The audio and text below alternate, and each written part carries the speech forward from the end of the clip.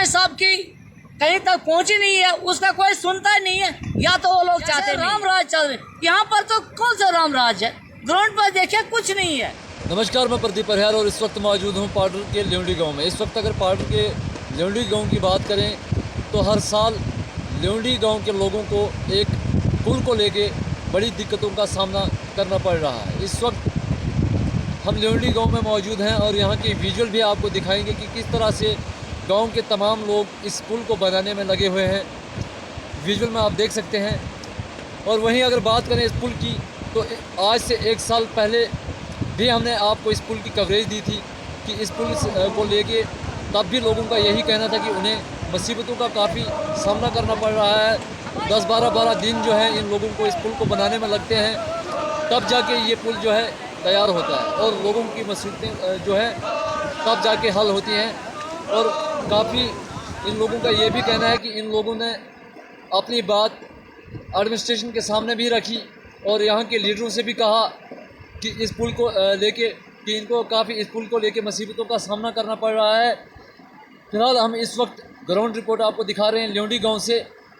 यहाँ की कुछ लोगों से जानने की कोशिश भी करेंगे इनका क्या कहना है इस पुल को लेकर। सबसे पहले तो मैं आपका धन्यवाद करना चाहता हूँ कि आप हमारे आवाज़ सुनने के लिए यहाँ पे आए हैं कि क्या हमें तकलीफ़ों का जो है सामना करना पड़ रहा है। तो हमारा जो है कि जो मेन जो मुद्दा हमारा है, हमारा पुल जो पिछले 1 दशक से जो है बन नहीं पा रहा है। कोई तभी बनता है तभी कहते हैं हम बनाने वाले हैं। और मैं सबसे पहले जो हूँ प्रशासन से कहना चाहता हूँ, जो हमारे यहाँ का प्रशासन है वो अभी कुछ मेला चल रहा है कुछ 1 हफ्ते से पहले, उसी में बिजी हैं। वो जनता जो ग्राउंड रिपोर्ट जो है उस पर कोई नज़र नहीं दे रहा है, क्योंकि लोग जो है एक साधन होता है जो पुल है कि दूसरे गाँव तक जाना है, क्योंकि हमारा निर्भर जो है इसी पुल पे है। और इस पुल से हम दूसरे गांव जाते हैं, वहाँ पे हमारी ज़मीन है, हम वहाँ से हमारा आना जाना दैनिक जीवन जो है वो दूसरे गांव से जुड़ा हुआ और दूसरे गांव का जो है वो पार वाले गांव से जुड़ा हुआ। तो ये दिक्कत जो है एक गांव की नहीं 2 गांव की जो है वो बहुत ज़्यादा दिक्कत का सामना कर रहे हैं हम। तो एडमिनिस्ट्रेशन से मैं ये कहना चाहता हूँ कि वो हमारे आवाज़ को सुनने रहे, वो मतलब बिल्कुल नहीं देख रहे। हम पिछले कई दशकों में मैंने आपको बताया कि पिछले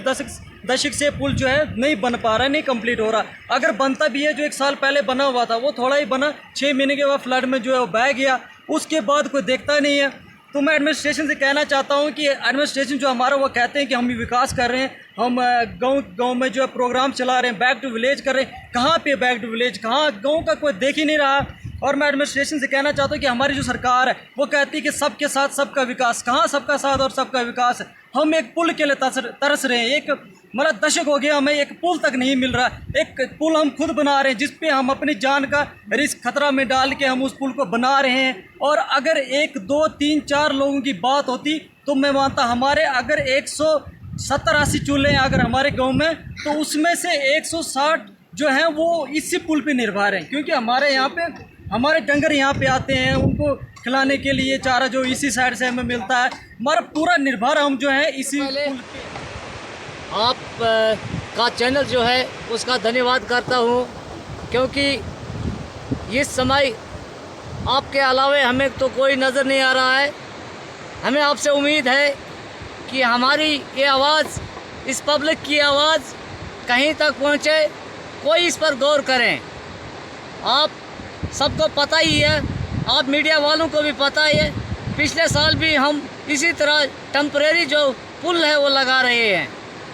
ये पुल हमारे लिए इतनी ज़रूरत है कि इस पुल के बिना हमारा जो जीवन है वो बेकार हो जा रहा है। हमें भूख कशी से मरने का बच्चों को खतरा है, क्योंकि हमारी जो ज़मीन है वो पार है और कुछ लोगों की इस साइड है, कुछ लोगों की उस साइड है।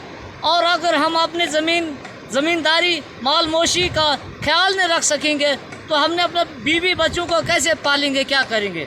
लेकिन हमें ये बहुत इतना अफसोस की बात है कि जैसे हम यहाँ हिंदुस्तान के कोई रहने वाले आदमी नहीं है, हमारा कोई दर्द ही नहीं है, क्योंकि पिछले साल से लेकर हम चला रहे हैं। ये जो टेम्परेरी पुल लगा रहे हैं ये हमें लगभग 10 साल हो गया। 10 साल हो गया टेम्परेरी पुल लगाते। इस 10 साल में 1 साल था जिस साल ये पुल लगाया गया, जबकि पुल लगा गया उस पुल में भी ठेकेदार की लापरवाही से अनकम्प्लीट पुल था और वो पुल बह गया। कोई उसकी इंक्वायरी नहीं हुई, वो पुल क्यों बहा, वो चला गया। दूसरे इस बारिश में हमने सुना फिर टेंडर हुआ इसका, जब भी लगभग कोई 10-15 दिन बारिश में ठेकेदार ने काम किया, उसके बाद फिर ठेकेदार चले गए, फिर दूसरा कोई टेंडरिंग होने वाला। कब तक हम इस पुल को लगाएंगे? जनाब, मैं आपके माध्यम से अपने यहाँ के एडमिनिस्ट्रेशन, अपने एसडीएम साहब से ये रिक्वेस्ट करता हूँ, क्योंकि हमारे जो मुखिया है यहाँ के, वो मुखिया उन हमारी जनता की आवाज़ एक मुखिया तक होती है, मुखिया उस आवाज़ को कहीं ऊपर तक लेते हैं। सर, आपसे जानना चाहते हैं कि जैसे कि हमें पता चला कि जो आपका सरपंच है जी, वो भी इसी गांव का रहने वाला है जी। पिछले साल जब हम यहाँ पे आए थे तब भी वो मौजूद नहीं थी, इस साल भी नहीं है। क्या आपको नहीं लगता कि इसी गांव का सरपंच होने के नाते उनको इसमें पर्सनली पेन लेना चाहिए, और किस हद तक वो इसमें काम कर रहे हैं, और आप भी एक मेंबर होने के नाते इसमें आपने कितना काम किया, कहाँ तक गए हो? सर, हमारे जो सरपंच साहब है यहाँ इसी गांव के हैं, और उसको भी लगता है, उसको भी इधर पार आर वार चलना है, उसको भी ज़रूरत है। अब हमें ये लग रहा है, इस जनता को ये लग रहा है, हो सकता है ये या तो सरपंच साहब की कहीं तक पहुँची नहीं है, उसका कोई सुनता ही नहीं है, या तो वो लोग चाहते नहीं है। क्योंकि हमें सुनने में आता है कि हमारा जो भारतीय जो सरकार है, उन्होंने अभी जो हमें न्यूज़ पर सुनाते हैं कि राम राज चल रहा है, जैसे राम राज चल रहा है। यहाँ पर तो कौन सा राम राज है? ग्राउंड पर देखिए, कुछ नहीं है, कुछ नहीं है। अब ये मजदूरी दिहाड़ी लगाने वाले लोग, जो कि इतने जो लोग हैं, ये सारे मजदूरी करने वाले लोग हैं, कोई भी इनमें कोई भी मुलाजिम नहीं है।